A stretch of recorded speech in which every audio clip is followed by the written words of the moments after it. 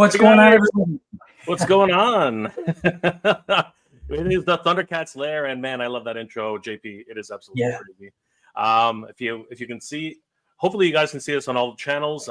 Guys, welcome to if you're watching us from Instagram, if you're watching us from YouTube, welcome, guys. We are the Thundercats lair, and we have a very special guest, as you can see right here, Mr. Brian Flynn from Super7. Brian, how are you tonight?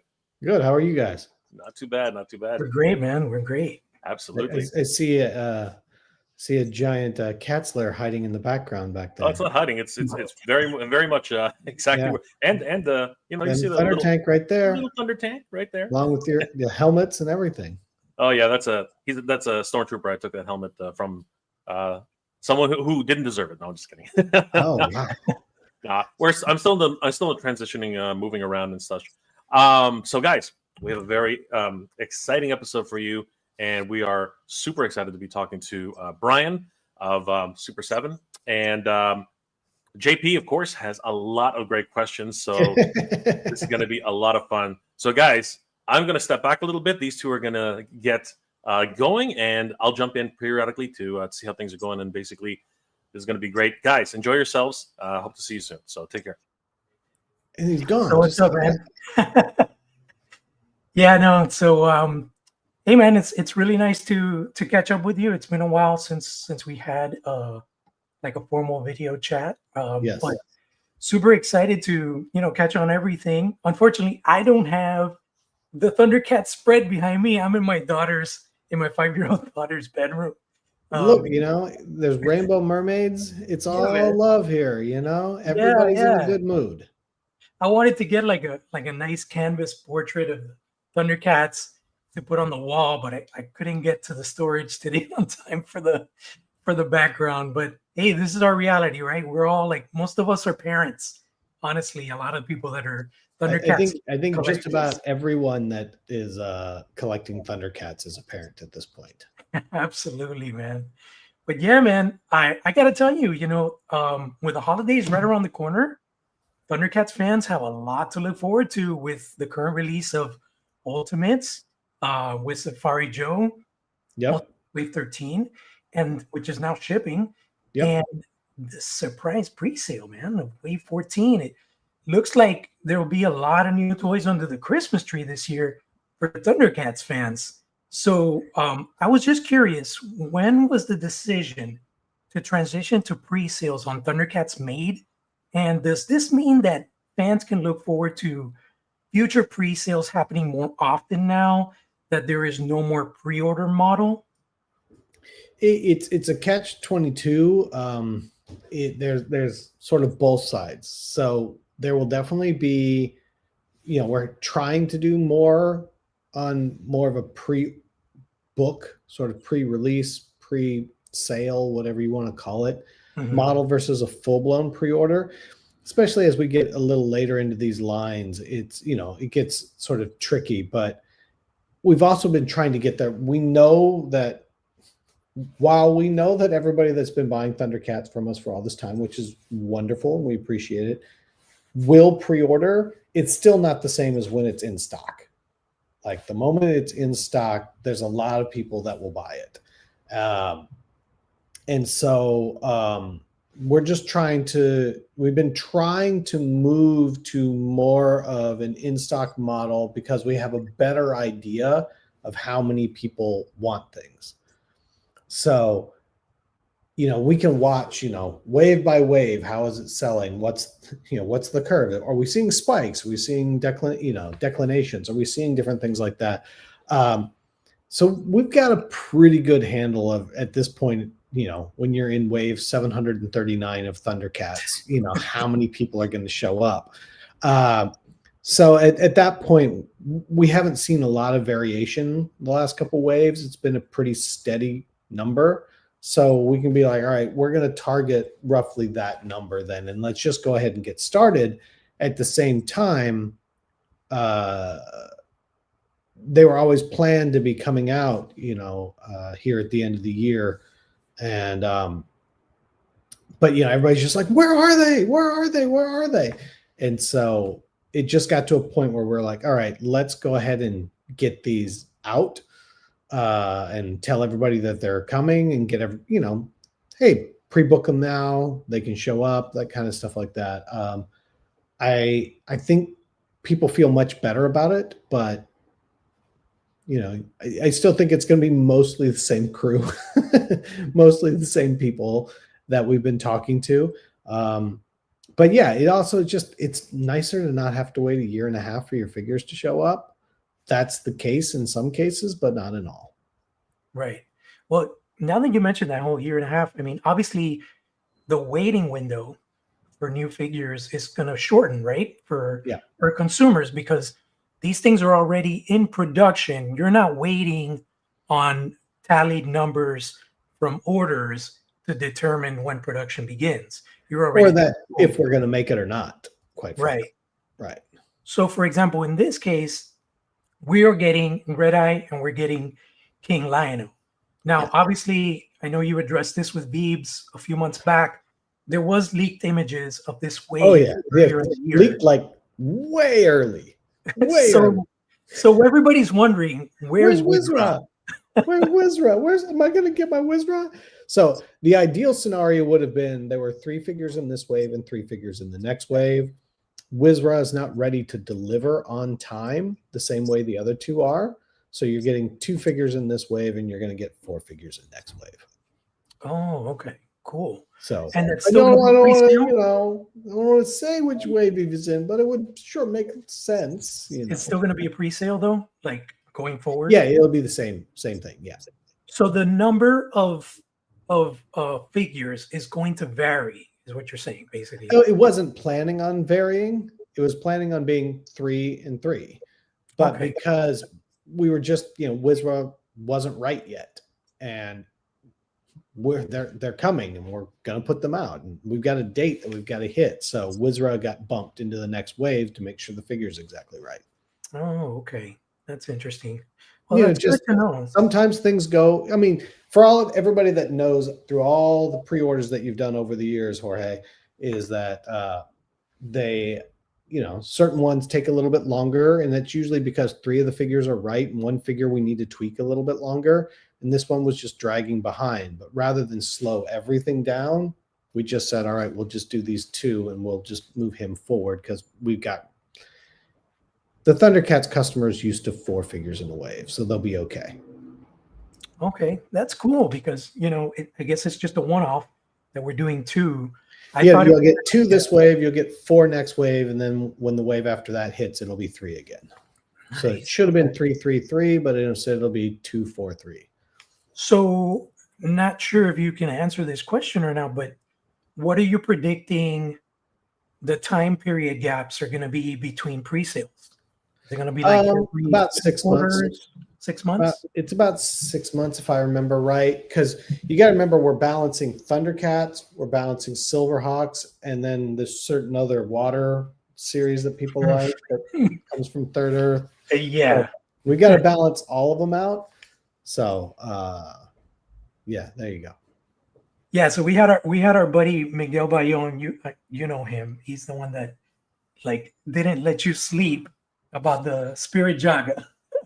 But he did some really cool cartoons. Those cartoons were hilarious, by the way. Yeah, dude. He's something. He's really cool. He helped me collaborate. I did some art for the upcoming Multuniverse convention that we're doing in California.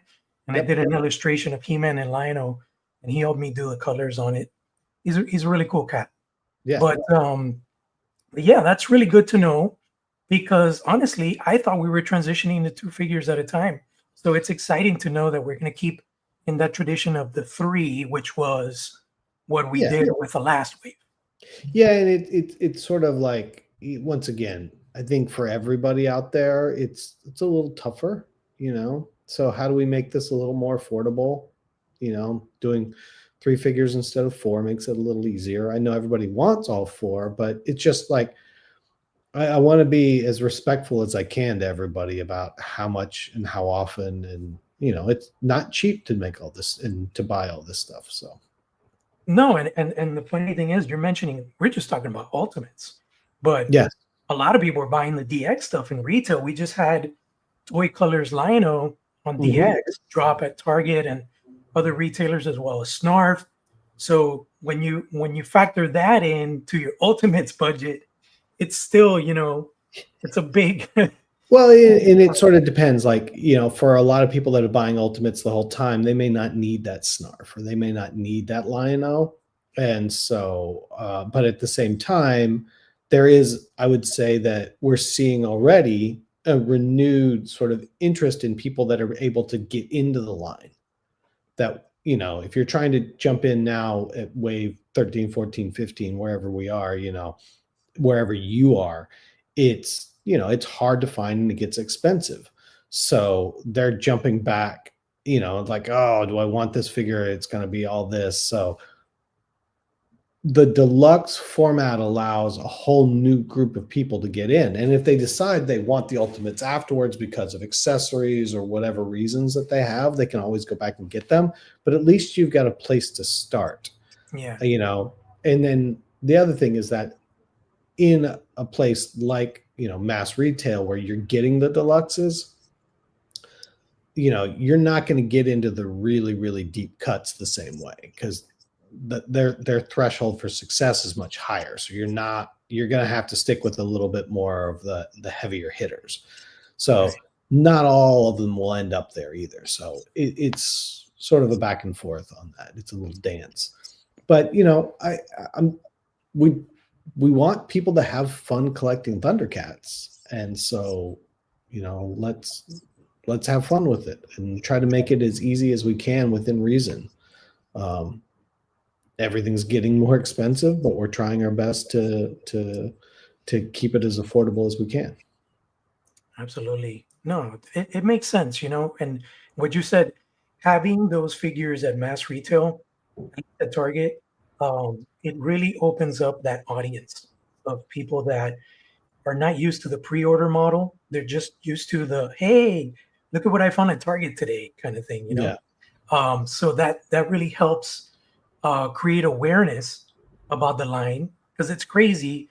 But even though we're like so many years in with Thundercats Ultimates, there's still people today that send me a DM and they're like, what is this and where can I buy these? And I'm like, Yeah. like I didn't know they were making these. And it's like, well, yeah, because you can't walk out of your house and touch it. Right. You have to know where it's being sold or know somebody that has it. So it is. And then you've got a lot of people that are like, oh man, if you say Thundercats, they're like, oh yeah, cool. But then when they see the toy and you're like, now you're 8 years old again. Now it's like, oh wait, now I need this now. And I didn't think I needed it till I saw it in hand. Yeah. So I had to ask, because I think I mentioned this to you last time we talked. And as we all know, this year was the 40th anniversary of Thundercats. It happened earlier this year. Surprisingly, we didn't get any commemorative releases to celebrate the milestone, such as like a vintage reproduction figure or any other special edition figures. Was that ever planned for this year, or is it something that just, because I know you guys had a pop-up at Comic-Con for another brand, but like, was that ever in the radar to do something big celebratory wise for Thundercats?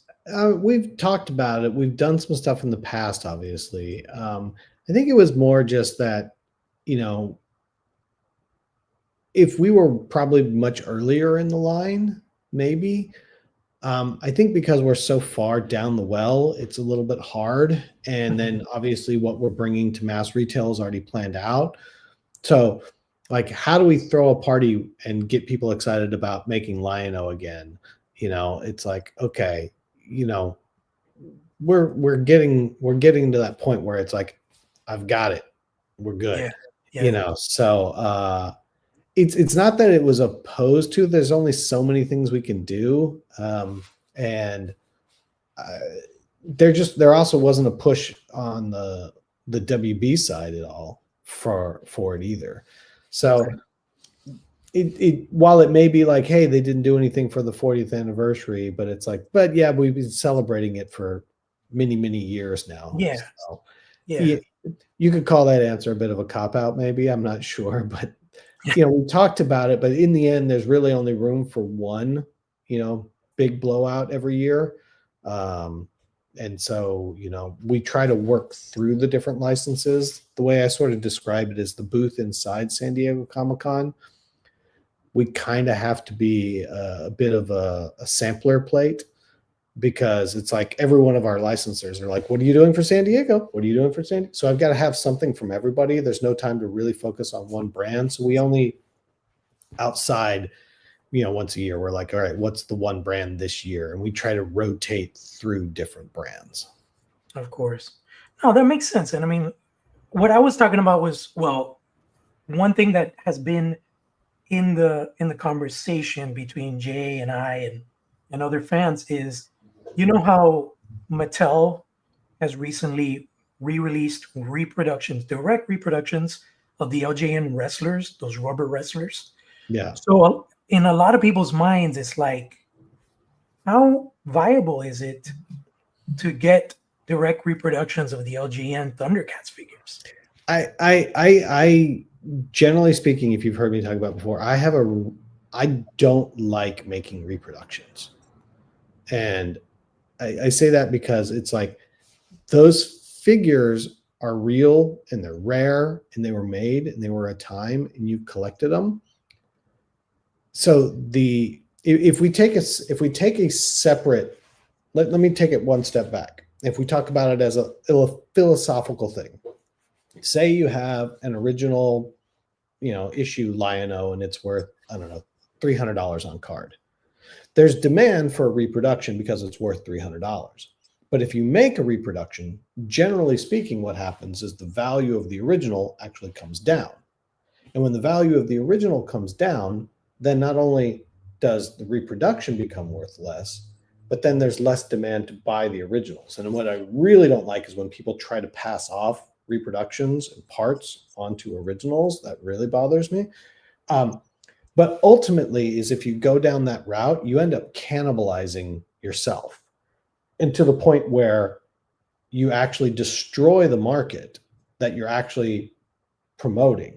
So the only reason if a vintage Lion-O right now was $50 on the secondary market, there's no reason to make a reproduction of it, right? Right. And it's only because it's expensive. But the moment you make the reproductions, generally speaking, you will have some people that are on the outside, but generally speaking, the originals come down. Like if you look at vintage tin toys, for example, like a Mr. Atomic used to be a $15,000 tin, but then they made reproductions that are basically indistinguishable from the original. Like if you took it out loose, you left it outside maybe a little bit or something and put it out, and I think you couldn't pick it up at a flea market and know the difference.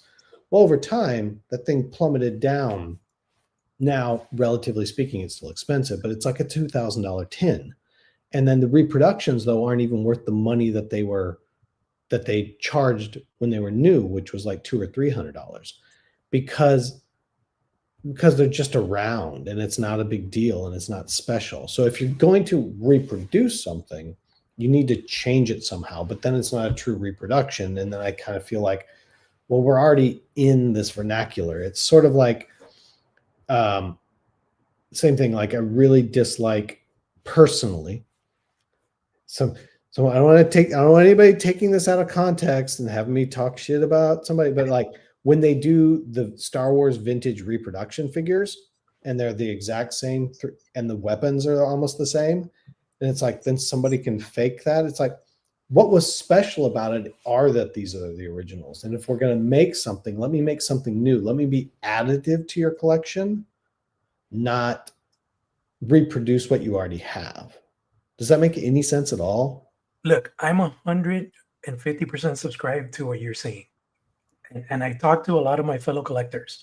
And what I think would be cool, and I think I talked to you about this before, was, how Marvel Legends does the retro figures, where essentially it's a modern figure with modern aesthetic, modern articulation, maintaining the classic silhouette, but it has a very 90% accurate to the original blister card. I think if you were to do the wider, more LJN shaped card, re-released in Ultimates, maybe finagle a little bit with the sculpt where you can make it look a little more to fit that vintage silhouette, but still have modern articulation, you could reintroduce that. And once you get to the bottom of the well, like we kind of are, it will reinvigorate, I think, a lot of collectors to be like, oh shit, now I can get these LJN-esque but articulated vintage homage figures. You know what I'm saying? And not to do everybody, but like the core guys. No, but I understand. I understand what you're talking about, and I understand the desire because, you know, when you hold the figure in your hand, it's one thing. When you see that figure on card, and you're like, oh my god, I want that, and you're like, they want $900 for it. Like, I can't justify that for basically for a card back, like especially if you already have the figure loose. So I understand what you're saying. I just as far as I just, if we're gonna reproduce something, you've got to do something different to it. I think straight reproductions. That's why, like, if I look at Turtles, you know, I feel like they've reproduced those figures too many times. But part of that is they have the tools, so they just go back to the molds and just make them again. So I don't know. I don't want this to be in any way. Everybody has a different point of view and a different opinion, which is completely valid. Because let's all take a step back. We're talking about collecting toys. So saying that somebody is collecting toys or making toys incorrectly is already like, you're a jerk. Just because I don't agree with it, don't mean I don't see that when they do that, that there's a whole group of people that are very, very excited about that and love those kind of toys. So I just want to be close the loop here, that I'm not bashing somebody else. It's just, I don't agree with that particular point of view, but that doesn't mean that it's wrong. It just means I don't agree with it. No, like I said, it makes total sense. For me, unfortunately, I don't have the budget to collect vintage Thundercats. I wish. The best I could do is find like some used ones that are fairly in good condition loose, but packaged vintage Thundercats is one of the most expensive secondary market collectibles out there. So I 100% feel you when you're like, those are rad. Oh my God, they want 1,000. How much? 1,500 for that? Like, it's insane. It's hard to justify it, to say the least. I guess it's just there's not a lot of those figures that were preserved in package, you know? I could be wrong here, and somebody else will gleefully point it out. But I do believe that to the end of Thundercats, and part of their appeal for so many people, not just the cartoon, but that they spend a lot of time in places like KB, like closeouts. And if you're buying places like that, most of those kids are opening those toys because they're more affordable or whatever. So what they did do with Thundercats, as opposed to some other lines, is that they were very good about selling through the merchandise at discount or whatever and making sure they all got sold. And so then they just didn't survive in package the same way. Yeah, it's possible because there's definitely, it's just very rare to come across like a minty mint or like a sealed Thundercats toy of any type, like whether it's a figure or a playset or a vehicle. They're very, very, very scarce, you know. But I guess it's interesting. You know, most every toy show I go to, I always see a few. They're just, maybe it's because they're expensive and they don't sell. Yeah, they're insanely expensive. I mean, like I saw the Safari Joe carded for like $900. Yeah. It's like, really? I'd rather get the Ultimates. You know what I mean? You'd rather get, like, doing the math in my head, like 13 Ultimates. Yeah. And hey, by the way, kudos on this wave, because I was looking at the news when that wave was announced, and it was only 9 months from pre-order to delivery. Yeah, so I mean, well, but once again, we had already started the process of like, we're going to make this one anyways, so we were further along. Okay, that makes sense. Might have been in the past. We were already going to make much shorter waiting window, which is great. That's what we all want. Now, I'm keenly aware, but it's one of those things where you have to also be confident that you know you're going to hit your number. Yeah. So like yeah. So other things might still be pre-orders, and then some won't be.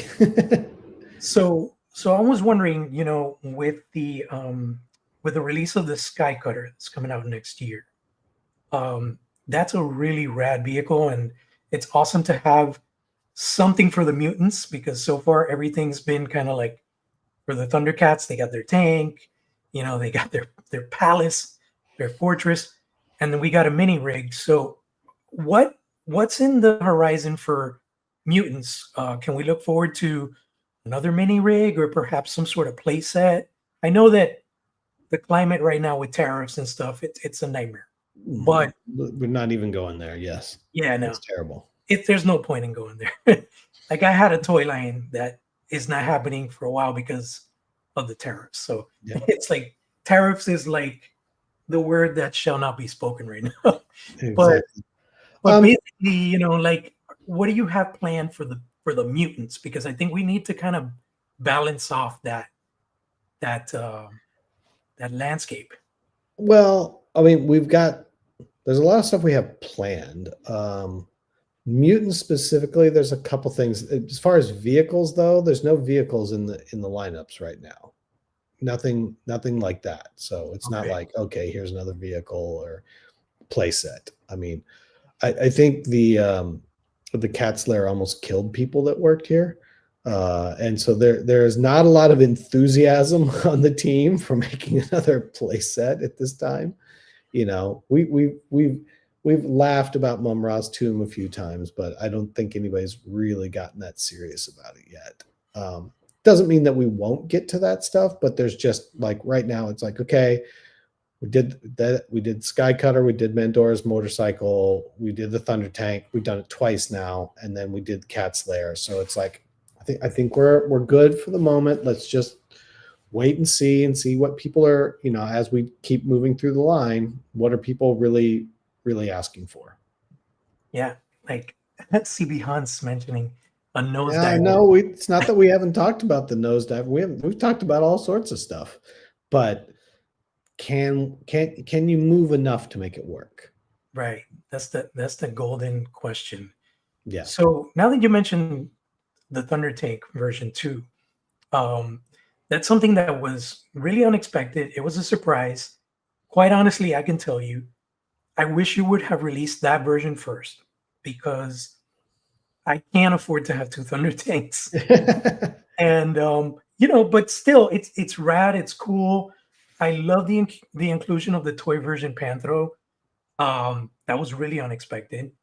It would have been really cool to do that retro nod where you would have had like the little window and you could see the Panthro on the box, But I'm curious to know, when will that mold make a reappearance? Is it going to be like a DX, or do you have plans for a new Ultimates with perhaps some extra accessories or parts? Because obviously the harness that you have on this Panthro is specific to the LJN aesthetic.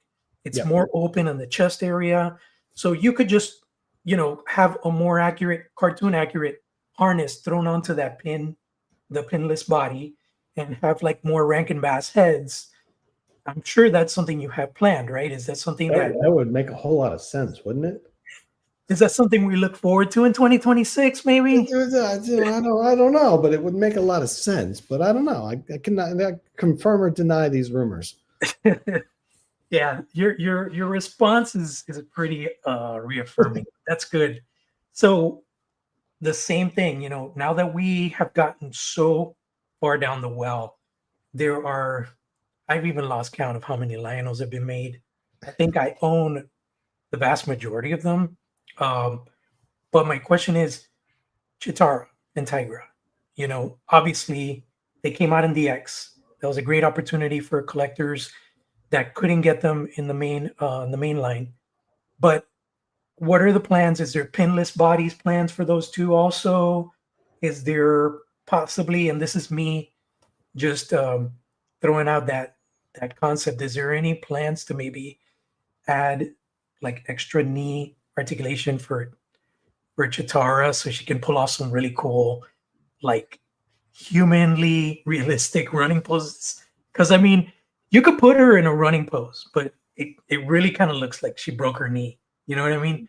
It's just the way that the articulation is broken up in the knee area, the way it like the calf hits up on the back of the thigh, it really just kind of limits the range of motion for the character. So I think it would be a great opportunity to experiment, at least where it's necessary. Maybe with Chitara, you guys did it with Turtles, and not that you have to redo everybody again with double joints, but I think with Chitara, it's kind of more justified. Have you ever considered that? I mean, we've talked about it a bit. I mean, once again, back to same thing when you were talking about the Thunder Tank. The goal for the first part of the goal for the line is how do you make it as accurate to screen as possible, right? And the moment you start getting in, the good news on the Turtles was the double joints were really easily hidden behind all those knee pads and elbow pads and stuff. So you don't see that unsightly part that double joints just make. Right. So then you get into that thing of aesthetics versus function. Where do we land? What are we trying to do? And the same thing, because this line is so deep already, switching to double joints on figures right now where they wouldn't match the rest of the line, I think would drive people up the fucking wall. Pardon my French. Oops. But Okay. the few people that I've asked about it, they're like, oh, hell no. Like, I would love that, but no. I need them to match. I think at some point there's a way to look at. I think there's something that we're going to try to look at that might be different than what you're thinking of. That can really make some of these people pose in a different way. So Yeah, because I think that nowadays, what's very different from back in the day, obviously, like you say, trying to meet that silhouette and that aesthetic, is that nowadays you have a lot of toy photographers. A lot of people like to show off their collections and then like post them in like some cool poses or like put an AI background and stuff like that. So a lot of people are just like, damn, I can't get my Chitara to look like she's naturally running. And even if you will do like something like speed lines that can attach to the legs or something, with a new Ultimates, something that would kind of favor that whole thing, which is basically your main power, which is the speed of the cheetah. Yeah. Where it's something new, something interesting, like you said, maybe not double hinge, but yeah, I think, like I said, I think I understand, especially for her character, why that is the sort of question. I think that there's something else that we're working on that might help answer that, but I can't really talk about it right now. It's more of a 2027 thing, quite frankly. That feels like forever, but it's middle of November 2025 right now. 26 is only 7 weeks away. Like, we're working on 27 right now. Like, there's something in there that I think will be interesting. So I don't want to get too far ahead. I think I also don't want to try to force something in there that doesn't feel correct, but I don't want to discount it either. And I understand exactly what you're asking about. So just, I would say in that way, maybe, like, hold that thought. Just hold that thought. We know what you're asking about. And maybe there's a little something we talk about a little later. You guys have done awesome stuff with the figures, so I'm sure that you'll come up with something cool and innovative and different that everybody's going to want to buy. At least us core Thundercats fans, like, I understand that not everybody wants, 2 or 3 versions of figures, let alone 10, but there are some of us still out there that will support the line to the very end, because that's at the end of the day, that's what it is. And now, starting to be a toy creator myself, you have to explore the whole like checks and balances part, where it's like, how many times can I reuse this mold? How much money can I get out of this mold? And because at the end of the day, if your business doesn't thrive, you can't continue making the figures, and you can't continue to create characters that people want. So it's all like, it's a back and forth. And a lot of people don't see that. A lot of people have blinders, and they just focus on what they want in their collection, and I want this now, and and why is this price up now? And it's like, hey, apparently you don't tune into the news, you don't know what's going on in the world, you know what I mean? So it's very important, and the great thing with you is that you've always been very transparent with all that. So I think you've probably been the most vocal person in the sense of like giving that kind of in your shoes perspective to customers and fans about the ins and outs and the challenges of being in the toy industry, So that's something that's always been super informative and very appreciated. Well, I hope it comes off that way. I mean, there's definitely some people that view it exactly the opposite, but exactly, But once again, the internet is a scary place in some parts and a lovely place in others. So it whatever. really is. We're just gonna try to make all this stuff and have fun with it. And hopefully everybody else is having fun with it. I mean, I don't think that when we start, like if we go back to when we started this line, people were like, I don't want to buy this line because they're not even going to finish the core team. And at this point, I mean, we're pretty much at the point where we've made more characters. I don't know if it's even or we're close to making more characters than the original line even. Oh, dude, of course. Yeah, You're way past that. Well, there's still some like somebody was like, "Where's Driller?" And it's like, hold on, we know who hasn't been made. Come on, yeah, of course. But it's like I don't think any of us would have been imagined that we were able to go this far and continue to keep moving forward with it, which is even better.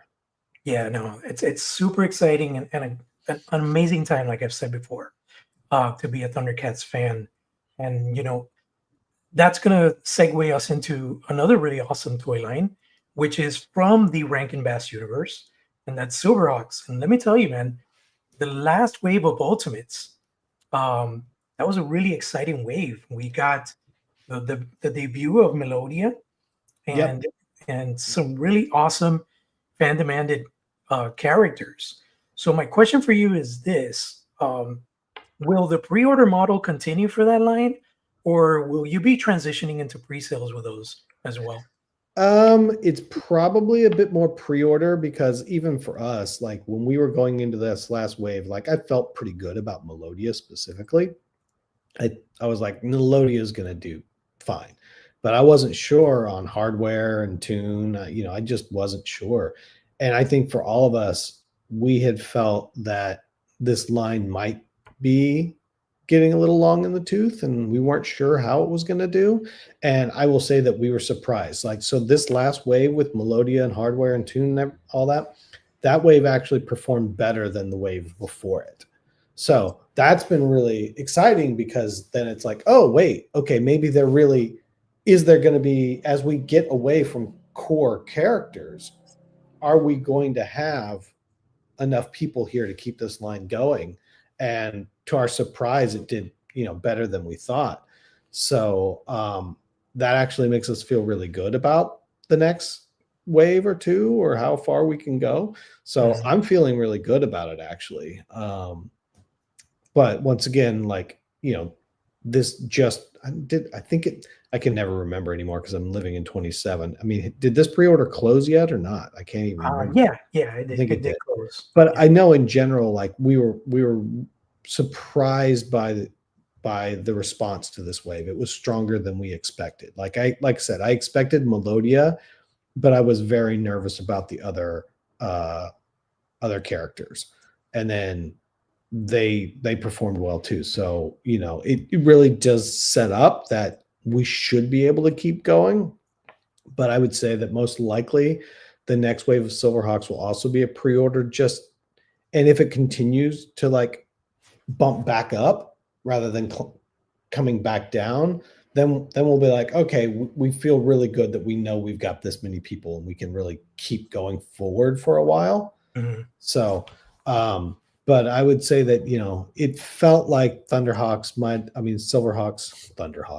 felt like SilverHawks was possibly getting to the point where maybe we had got everything everybody wanted, but I was really happy with this. So, yeah. Yeah, no, it's a solid wave. I think every figure lends its own, you know, weight of excitement to it. And, Melodia looks great. Yeah. It's just the colors really pop. It's just a very like happening and like vibrant assortment of figures, man. It's awesome. But I did want to ask about the super packs because I did forget about mentioning that. Is Yeah. this something that you're going to continue in the future with Thundercats and SilverHawks? Is because I really like the idea of doing that. Yeah, and that's sort of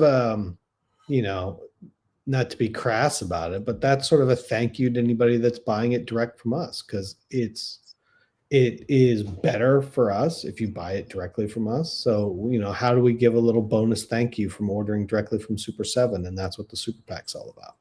It's because you're saying thank you to somebody that's also supporting the line as a whole.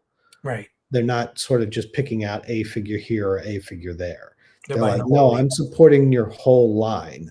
And so Right. therefore I get these extra things.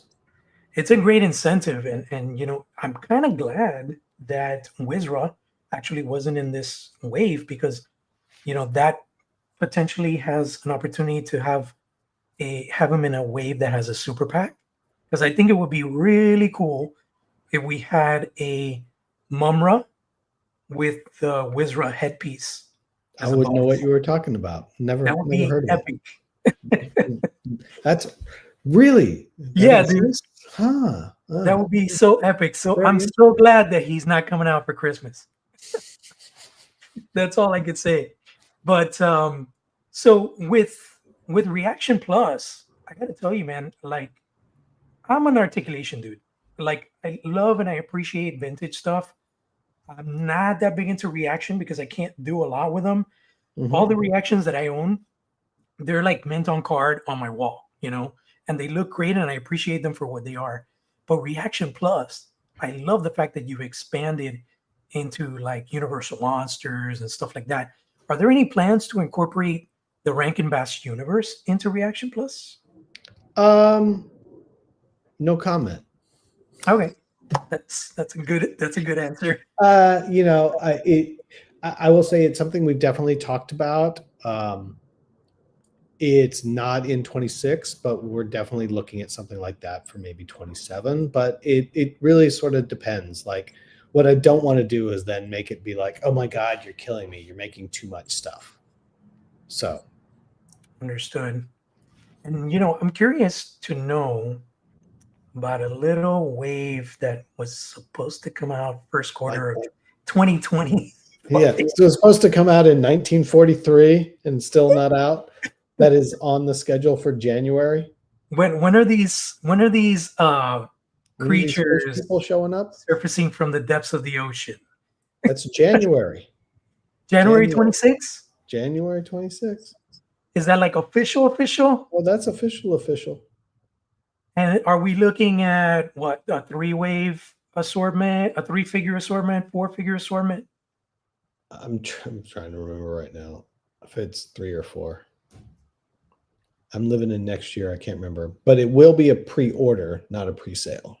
Yeah, that makes sense. Yeah, that makes sense. So, January, is there any possibility of seeing any kind of sneak peeks towards the end of the year, or are you going to just wait for 2026 to be on the calendar?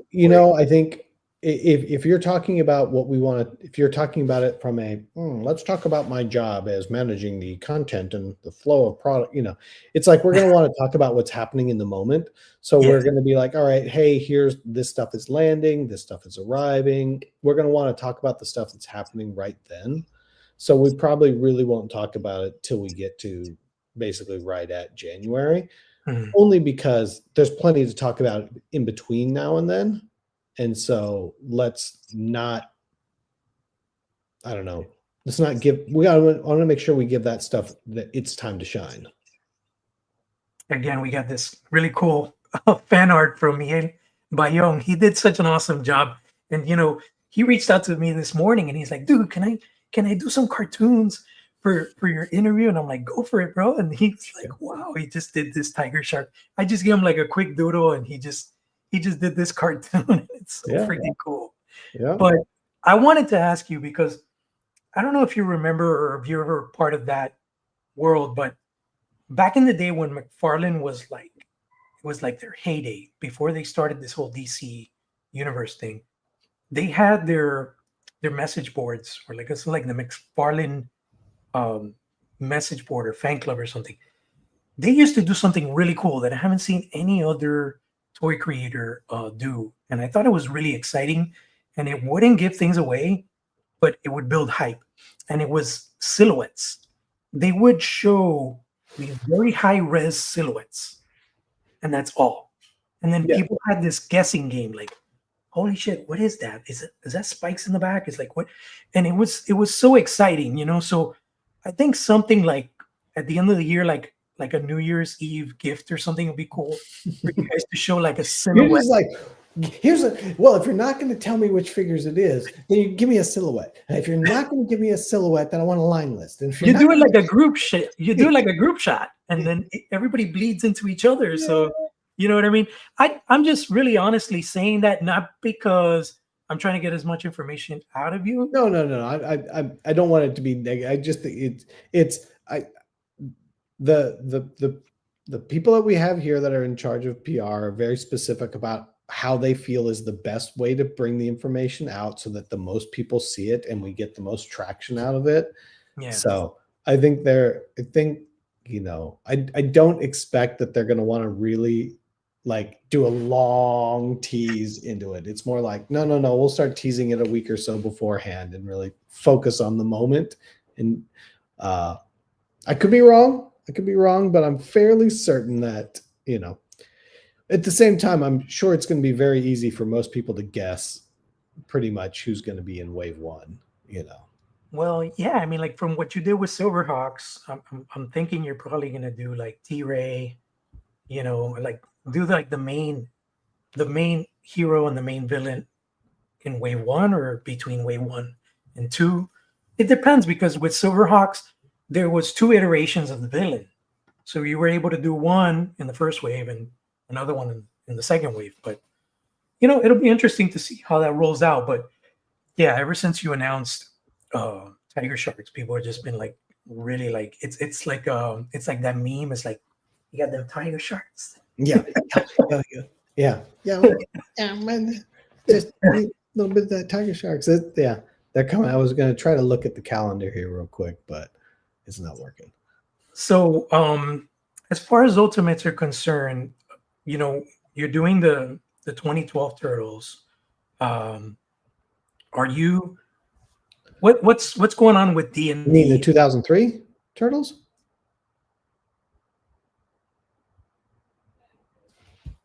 Hello? Did we lose Jorge? I'm not sure what happened there, Brian. We did actually lose. Yeah, he dropped off for a second. It's really weird. We have some technical difficulties. Hey, everybody, but we're getting back here. You got the man behind the scenes over here. I'm just here. You know, I'm enjoying this. I'm enjoying the conversation, and it's been wonderful listening to both of you guys discuss this. And I don't know if you've been seeing it, Brian. I'm pretty sure you have. There's a lot of love in the chat. Well, there's a bunch of comments, but I'm usually talking to I'm looking at him, so I'm not getting to read. It's been most very of them. positive. I mean, a lot of people are just expressing their admiration, and a lot of people are saying thank you so much for. I'll bring up a couple here so we can react to them a little bit. Yeah, let's if you don't mind. Some comments. Yeah, that'll be great. So let's take a look here. Of course, everyone's wondering what happened to WizRaw, but that was answered a little bit earlier. Yeah. You know, the scheduling and of course leaks are things that happen all the time, unfortunately. But now we know that this is a 2 figure wave, and we are excited to. Very also, excited. I think it's important here that we had a technical issue on this upcoming wave. So on King Lion-O, the belt in the render is not the belt on the toys. So that is. We sent the wrong file to our internal rendering team. It's not the file that is at the factory and not the one that got made. And I wish I like literally have another sample in the mail so I literally hold it up, but I can't yet.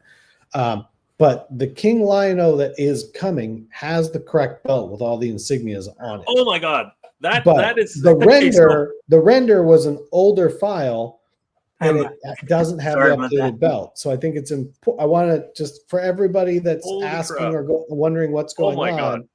It's that was an updated file, obviously using parts from an older toy. So the one that's actually being made has the correct belt, but when we sent the file to our team to render it up, we sent the wrong belt. So that's something that JP and I were wondering about so much. So JP, if you just missed that, Brian has just confirmed that the correct belt with all of the insignias collected throughout the trials is actually the one that's going to be included with yeah. And like I said, basically there's another sample, like, because it's getting ready to ship. So we've got one being mailed over, and I don't have it to hold up, but then I can be like, no, it's finished, tool done. It's got the correct belt. But when we sent the files to be rendered, they were not correct. That's bonkers. That's awesome news. I do have one. Okay, so yeah, go ahead for that one. So this was a pretty good question from Ultra Mago 3. Condor's antenna on the side of his head, is it going to be sticking up like it's supposed to? It should. So it hasn't gone to tool. I'll double check, but yeah, there may be another thing of just sometimes left hand, right hand, a little bit there. Yeah, sometimes the renders don't always come out the way they're. Well, it's also sort of like, you're moving and spinning things and rearranging parts so that they look correct, when you're rendering them. And sometimes things ever move, sometimes. Most of the time, we catch all that stuff. Okay. But sometimes it slips through the cracks, 100%. This one is probably, I'm not sure you can answer this question or not, but Micah does have a super chat here, which we would like to just acknowledge. Brian, Black Star? There's Brave Star, Black Star. There's a lot of that stuff that would be really awesome to make, wouldn't it? Yeah. Usually the reason that it's not being made is because it's caught up in controversy. But like, this person owns part of it, this person owns part of it. They don't get along, or no one's sure who owns what. So there's a couple licenses like that we've been trying to get for years. There's one that just got announced recently. We were like, I've been asking for that for 4 years. Like, how did that get announced by somebody else? And like, but a lot of it is, it's the same reason. Like, the easiest example is Blade Runner. Blade Runner is three different millionaires that own a third each of Blade Runner, and they all hate each other. Crazy. And so if one of them wants to do something, the other two say, no, screw you. So that's why nothing ever gets made for Blade Runner. Wow. That's crazy. Because you're like, you think about it, you're like, why does nothing get made for Blade Runner? Like, why does nothing get made for Mad Max? Well, that's because the director doesn't like product. So he says, no, I don't want product made. The people at the studio want the next Mad Max movie. So they say, okay, we're not going to make any product. But I mean, come on. Like, the fact that there isn't a humongous toy is kind of insane. It goes hand in hand. That's kind of like what people are used to, consumers. You watch a movie, you want collectibles. We're preaching to the choir, though. All right. I mean, it's crazy. I don't know what I did, man, but I just kind of like swiped my hand, like I did like a Jedi move over my mouse pad. I'm done with you. And I exited the freaking chat, dude. Yeah, but I was just about to ask, what's up with D&D animated? Like, I know that a lot of it was resting on the Tiamat's performance. Yeah, Tiamat seems to be doing all right. I would say it's still in limbo. I would love nothing more to make it, and quite frankly, we've sculpted a bunch of it already. I don't know. In a perfect world, the way I'd really love to try to do it would be some sort of like, almost like, I hate to call it a Kickstarter, but like, hey, we got to get to this point or not. Are there enough people? I think there's a lot of people that love that line, but not enough. But we're gonna see. I don't know. I just don't know. I think a Kickstarter would be cool, especially like if you focus on legally. It becomes there's a whole lot of issues around it legally and how we report stuff. Like, if you're a small company, it's not a big deal, but like where we are and the way our contracts are done, like, and if you're taking money, but when are you taking money, and what are you doing, and are you promising something? Like there's a whole bunch of weird hurdles around that. But yeah, I mean, we scripted out like 6 waves of D&D Ultimates because I mean, I was getting real nerdy real quick. I mean, why do you think there's Shadow Warriors, So early right in, in the beginning, Yeah, no, it makes sense. I mean, I honestly like I have the Hasbro figures. I haven't even opened them, dude. I just have them because of like the nerd, the imagery and the fact that that was all you could own back then, until you announced the Ultimate stuff. But I haven't even opened them because I heard a lot of bad things about them too. And obviously Ultimates is a better arena because you have the different portraits, the different accessories. Hasbro is just like one pair of hands, like one head. It's like you don't really have that variation of accessories and the way to change display modes on the characters and stuff like that. So it's I'm hopeful that that will keep going forward and that we'll see some new ones in the future. But Yeah. like you said, it has to be done at the right time. It's like I would love nothing more than to make them.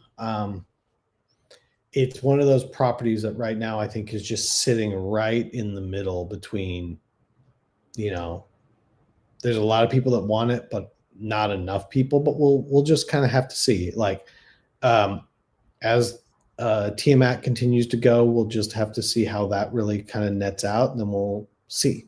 We'll see. I mean, trust me, if nothing, the guys from Toys Hunter Hollow text me on a daily basis asking when the next wave is coming out. Great dudes. Yeah, they're super, super cool guys. No, they're wonderful, but yeah, it's like they are ready. They are ready and they are organizing the team. So I wanted to ask you, because, like we keep talking about with Thundercats, is like you've gone so far down the well. And of course, there is still a lot of awesome ancillary characters, villains, mutants, things like that. But how many Lionos? How many Tigers? The Panthers? Yeah. But here's the thing. I got the answer for you. Why don't you start delving into the 2012 Cartoon Network animated series? I can't talk about that. Like, give us a 2012 Liono. I can't talk about that. Mix it in with Rankin Bass. Yeah, that would be a really good idea if we were going to do something like that, wouldn't it? Yeah, dude. I mean, honestly, I could say I was really excited back then when the animated series was announced and everything. There wasn't really anything out there aside from, I think, Hard Hero was doing like a Thundercats line for statues. And I was excited, but Bandai was all over the place, dude. They changed the scales. They were inconsistent with the figures. Like, they gave you 2 4-inch figures. They gave you 2 LJN homage figures. It was just a hot mess. And there was these concept, and I think they were sculpted out and everything, that were like these more like collector-based 2012 highly articulated figures. And I think it was Action Figure Digest that posted images of Liono, and that thing looked so rad.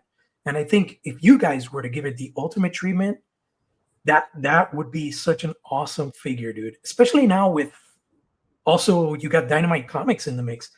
Yep. Although, quite frankly, I'm more partial to the 2012 look for Liono. I think it's unique enough to justify a new figure, because the new comics is basically the same Liono, but he's wearing pants.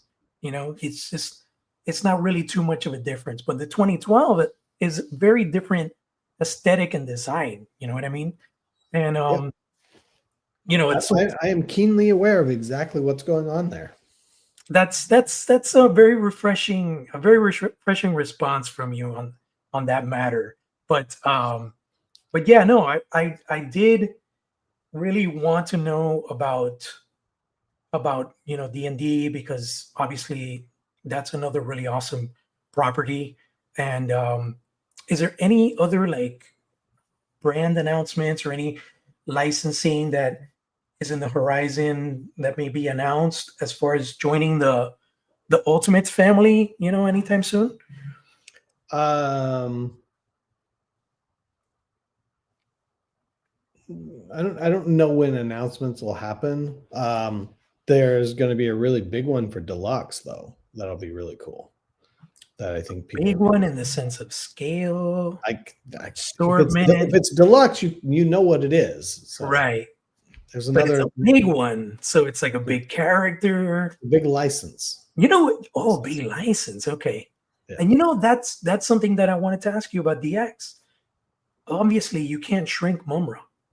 So how do you bring Mumra to DX? Like, would he be a higher? This is where the magic comes in. This is where the magic comes in. You got the jazz hands. You figure it all out. Cha, cha, cha. Yeah. We're working on it. Don't worry. We're working on it. Cool. That because that's another one where it's the same. Like, how do you do it? But he's big. But we're gonna get there. We're gonna get there. That's awesome. I want to see if there's any good questions here from anybody. I've seen a couple pop up about MF Doom. Like we're trying. We're working on it. An MF Doom Ultimate would be awesome. So awesome. Let me see. If we do have a bunch of great comments coming in, guys. I did want to just highlight the super chats just so that we can get let's do that. Recognize all those guys. Laser Pants says hi, Brian. How are you doing? Howdy, Laser Pants. And Snell's World, ever revisit the Cobra ship at a more competitive price? Is there any chance? We've talked about it internally that we would love to come back to it. I don't know if there's a more competitive price for it. It's gigantic. There's just, big pieces, big tooling. That's all there is. But we've talked about whether or not at some point there's an interest in possibly bringing it back now that the O-Ring, the Reaction Plus line is doing great and people are excited about it. But not in the plans at the moment. A quick follow-up question. Do we know who owns SilverHawks now?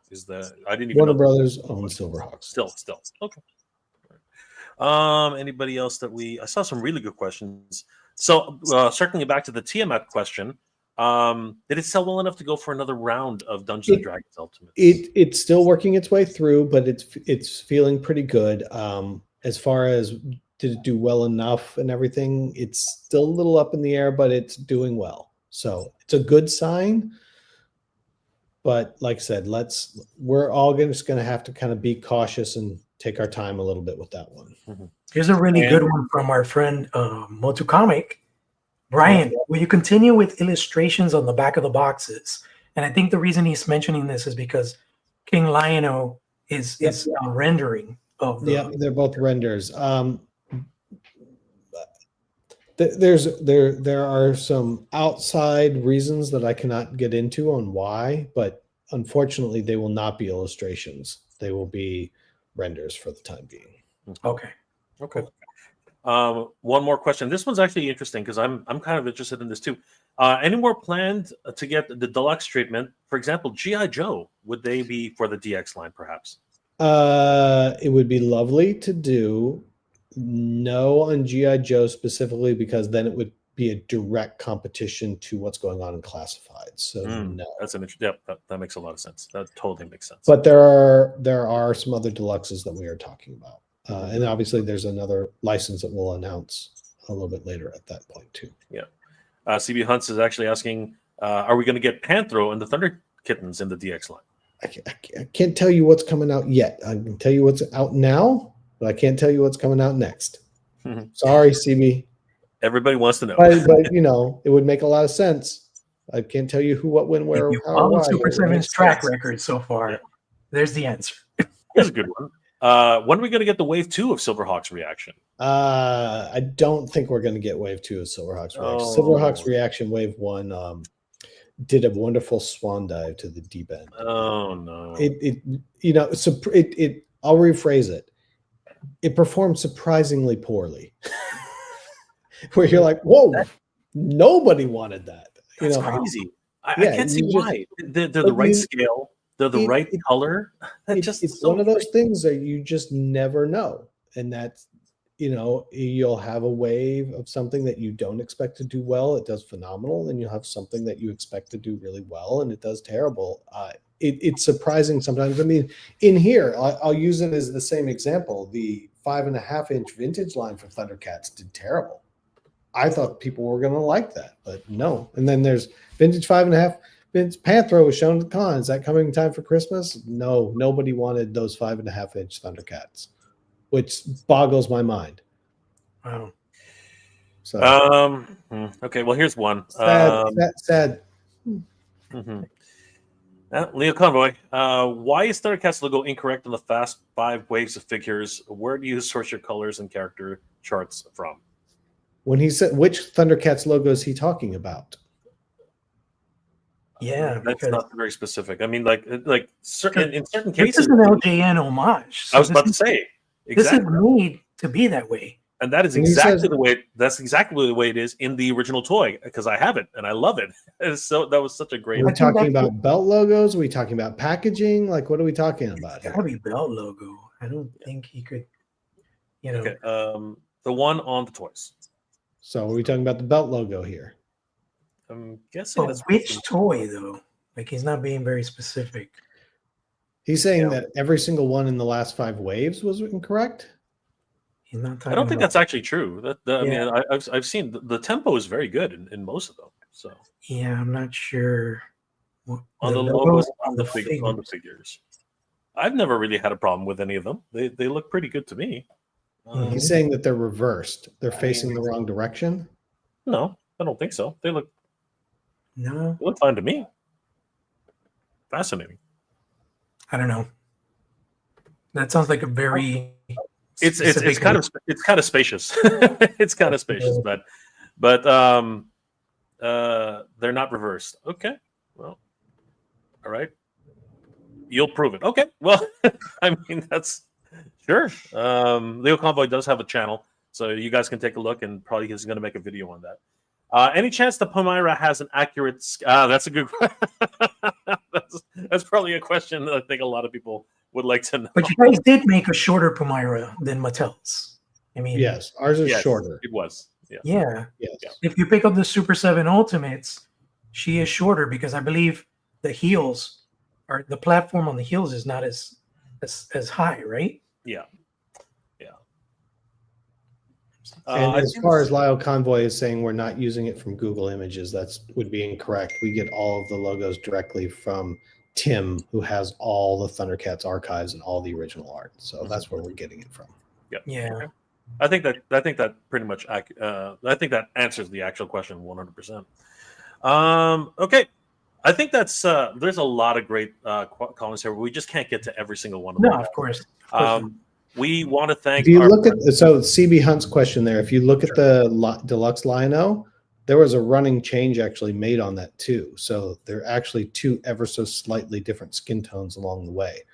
So the ones that hit the shelves in the beginning, the color was a little bit off.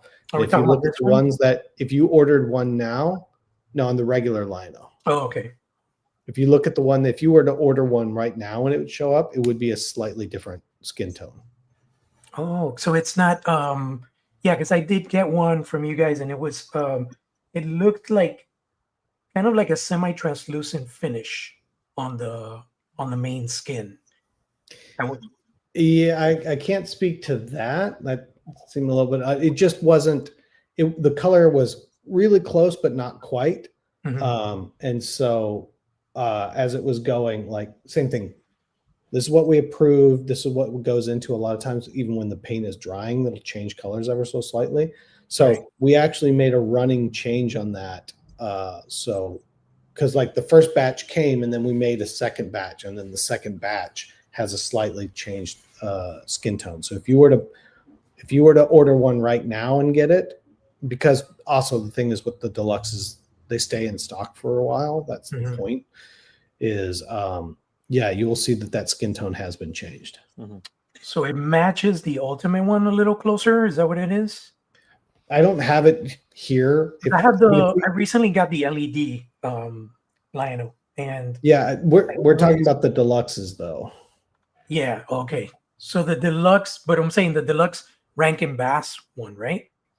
The The animal- deluxe, regular sort of core. Here's my Lion-O. Right. There's a change in the skin tone as we went through it, so it moves more accurate. Okay. Yeah, this makes sense because it makes sense that obviously the paint hits are going to be. Hey, I want to address this here real quick though. Which one? Oh, Guess that's why Tim shills the toys so much. Then LOL. It's like, that's just I would say that's just basically a shitty thing to say. Like the dude has done more for Thundercats archives than anybody else on the planet. He has everything, and he's gone out of his way to spend an insane amount of money to pull it all together. And he freely gives the logos away to anybody that wants to use them so that they have the correct logos on the packaging. So if you want, like, so when Trick or Treat did the sword, Yeah. like they said, hey, can we get that logo? And I was like, well, go to Tim. Tim is the source of that. And Tim gave them the logo for free. Tim doesn't get paid anything for all that stuff. Right. So, I feel like once again, we're all a bunch of nerdy toy collectors here. So the idea that you're going to be angry or elitist against another one of your own that's helping to get stuff done, I feel like that's just kind of shitty. Yeah. And I'm not trying to be a complete dick about it, but it's like why are you hating on Tim for helping people? And he's not shilling, he's excited. The man collects Thundercats. Is Jorge shilling right now? Like, are they shilling, or are they just excited about the toys? Like, that it's somehow all negative, that it's somehow all in some sort of like caught up, like that they've got to be doing this for their ego, or this is whatever. It's like, no, like the man has never asked for anything. Like, I just find it when everybody's gonna shit on somebody else that's doing this stuff. It's like same thing. You might not like your podcast, but you put an hour and 12 minutes into it minimum before you even get to editing it or putting it up online or whatever. It's like he's putting in his time. So you can like it, but you don't need to crap on it. Just say it's not for me. Yeah. That's it. Yeah. And I feel like No, it makes sense. that negative attitude within the toy industry and within especially the YouTube verse is so like none of this is cool to anyone else besides a very small group of people.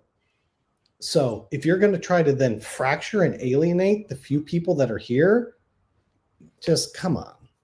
Not cool. You know what? I gotta say, you can put us to task for doing things incorrectly, but don't ruin the other people. Absolutely, 100%. And look, I have a 5-year-old. I have a family. I just came from work, hauled ass, got down here to do this for my love for the brand. I'm not getting anything in return. I'm not getting paid. You know what I mean? I just love to spread awareness and just champion the brand, because for me, I'm winning if we get to every single figure that I want made. That's my goal. You know what I mean? But also for him, if he's like, no, you've got the wrong logos, then it's like, let's have a constructive criticism about improving, not a destructive criticism about tearing other people down. That's all. So Lyle Convoy here may have a very, very valid point that we should look into 100%. But you don't need to destroy somebody else to make your point. That's all. I've talked too much about this. I apologize.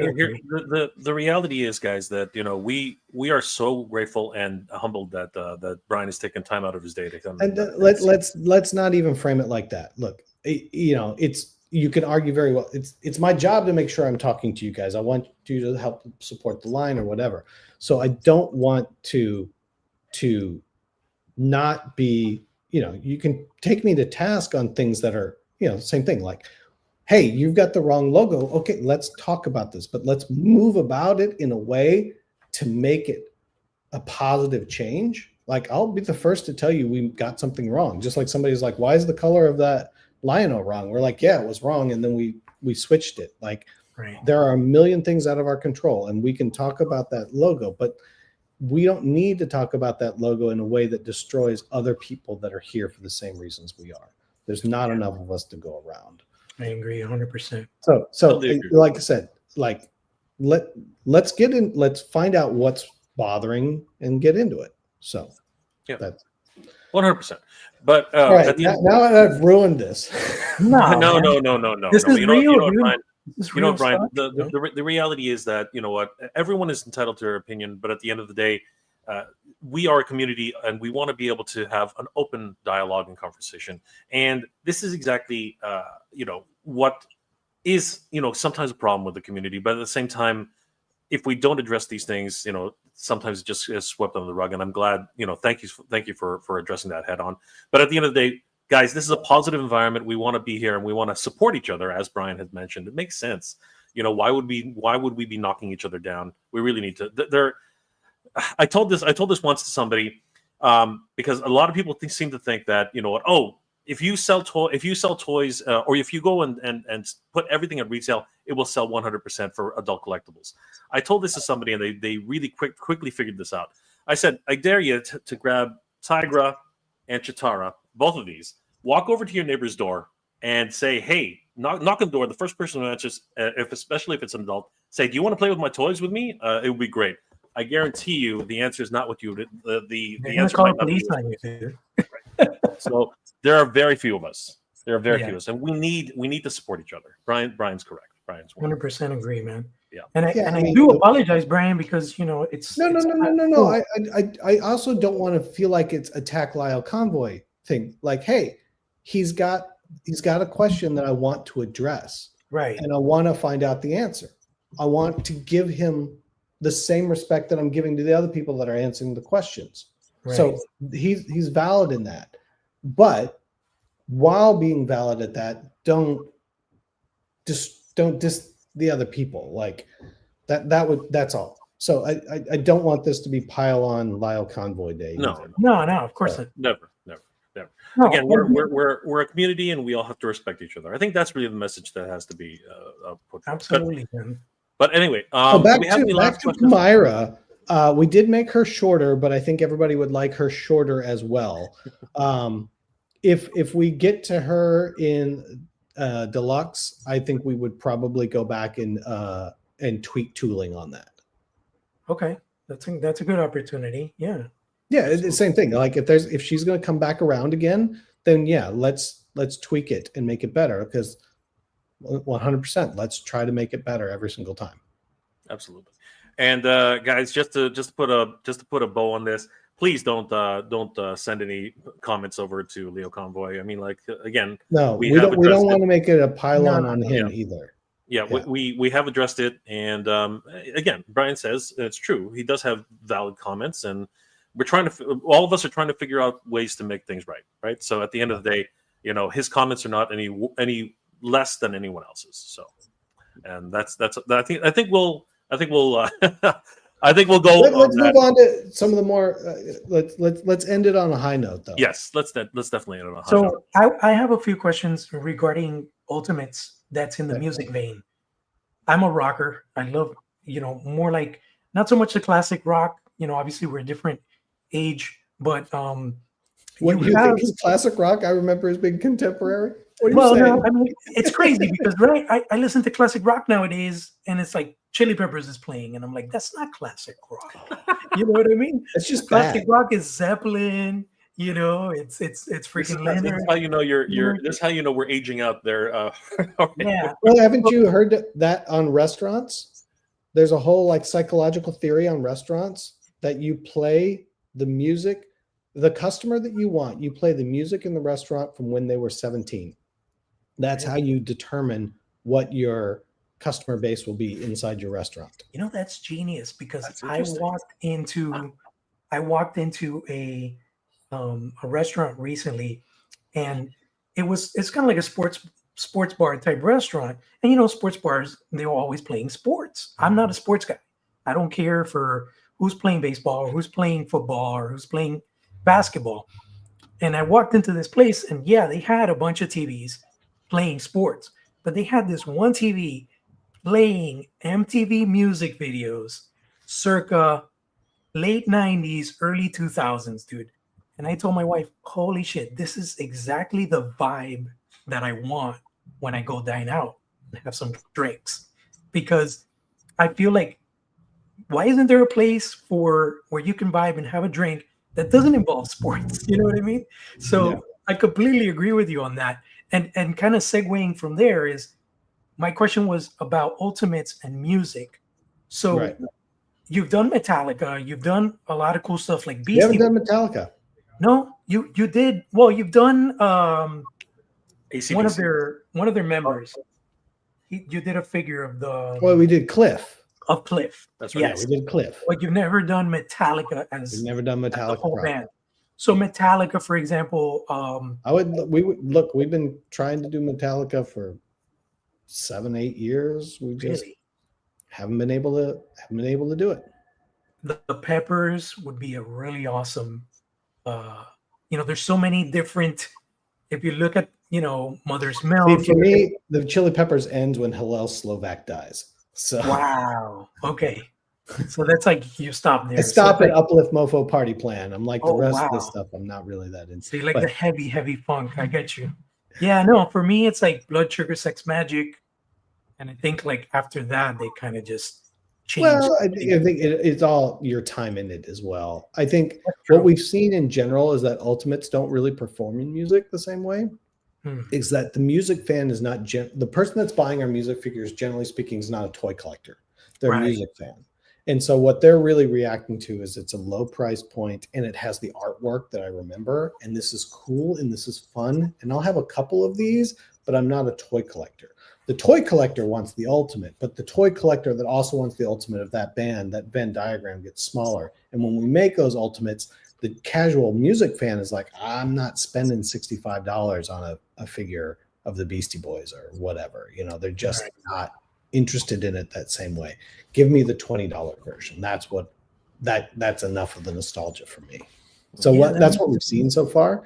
Ghost is an outlier. Ghost does extremely well in Ultimates. So yeah, CB is hoping for a different version of Notorious B.I.G. Look, we may have some BIG coming out in some way. Oh, there we go. cool. There's other looks there. We originally we were trying to do the Coogie sweater, but we couldn't get the Coogie people in Australia to license us or give us permission to use it or even pay a royalty fee for the stripes. They were just like, no. Wow.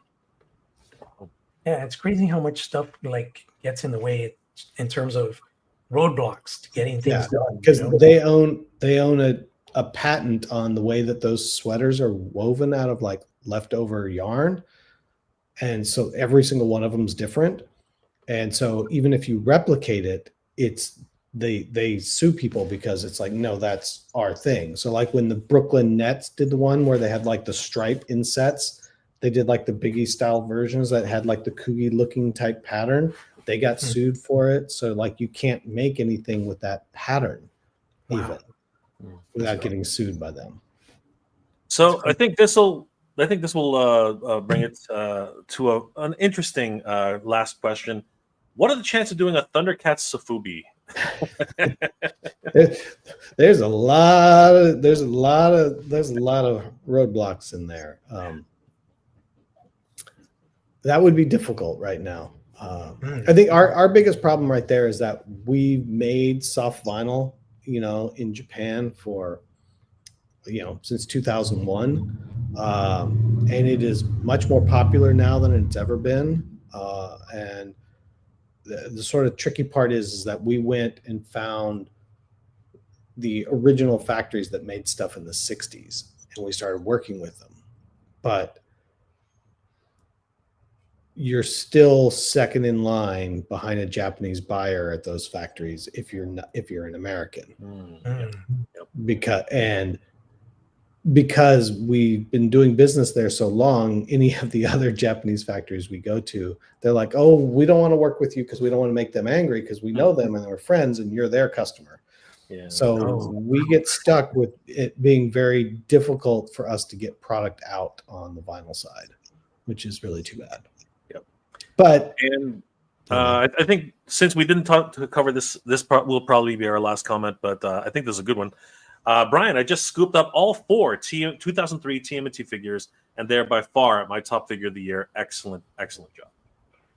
Well, thank you. I think they turned out wonderfully. They did a really great good. job. The whole team did an awesome job on that, and the other 4 are coming soon, I believe. Shredder and Casey and everybody, that should land here pretty soon. And I think that really goes to JP's question that, additional articulation is possible. Like there are new molds coming out. Yeah, we had a clean reset there, so I felt like it really made a lot of sense. That customer really grew up on something different like that. So I think if there was a clean reset on Thundercats, there would be a way for it. Cartoon Network. Perfect timing. Perfect timing. You just can't go there. Hey, 2000s collectors were really into double jointed knees and elbows, man.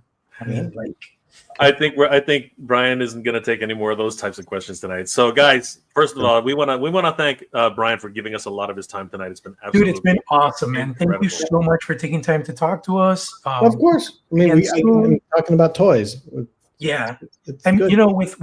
with how shitty things are in the world right now, these moments are very important and very therapeutic for a lot of people. Just transporting themselves to this nerd world and talking about plastic crack and action figures. It's something that a lot of us need right now. We just need to find that wholesome fun in these moments and forget about all the crappy things out there, man. Yeah, for all of us, I think when we get into this, it's a way to not think about, so an escape to a degree. We don't have to think about the rest of the other stuff. You get to turn your brain off for a little while and have fun with all this stuff. Absolutely. So that's the goal. Really quickly, not that you don't even have to answer this one, but I did just want to mention this. Melvor says, I thought the Super 7 Motu figures fit in better than with the vintage ones. I hope you guys can get the license back to continue the line. And I totally agree. I love what you guys do. I would love to. I mean, obviously, that is Mattel's baby, and they're doing a lot of really great stuff with it, and they're doing a lot of experimentation with it, and you're getting more Motu than you've ever gotten in a long time. I'd love for there to be a place for us in that world, but that's really up to them. I'm always here, girl. Give me a call. We asked at one point not too long ago, I say not too long ago, in the last 18 months, and they were just like, thanks, but no thanks. Yeah. So, but that can always change. You never know when that's going to change. Hey, the movie opens up so many opportunities for so many different things. So anything's possible at this time. Yeah. 100%. Brian, yeah. Thank you again for joining us. We really appreciate it. Guys, if you have any other questions, for having me. You guys, if you have any other questions, please leave them in the comment section below. We will send them to Brian. And of course, thank you again, JP. Thank you again for being here, brother. That's always awesome to say. Do you want to say anything to our viewers on Instagram before we log off? No, always a pleasure. For all of our Spanish viewers, muchas gracias por participar en esta entrevista con Brian. Espero que lo hayan disfrutado. Suscríbase al canal de Thundercats Lair para todas las noticias y entrevistas nuevas que van a estar ocurriendo. So basically, subscribe to Thundercats Lair, guys. Me and Mega J are really trying to make this a one-stop shop for everything Thundercats, whether it's episode reviews, interviews like today, special kind of content. We really want to expand, have like a digital encyclopedia, if you will, of Thundercats on YouTube. So spread the word, tell your friends, subscribe to the Thundercats Lair, and thank you everybody for tuning in today. Thank you, guys. We will catch you next time on Thundercats Lair. All right, Brian. Take care, buddy. We'll see you soon.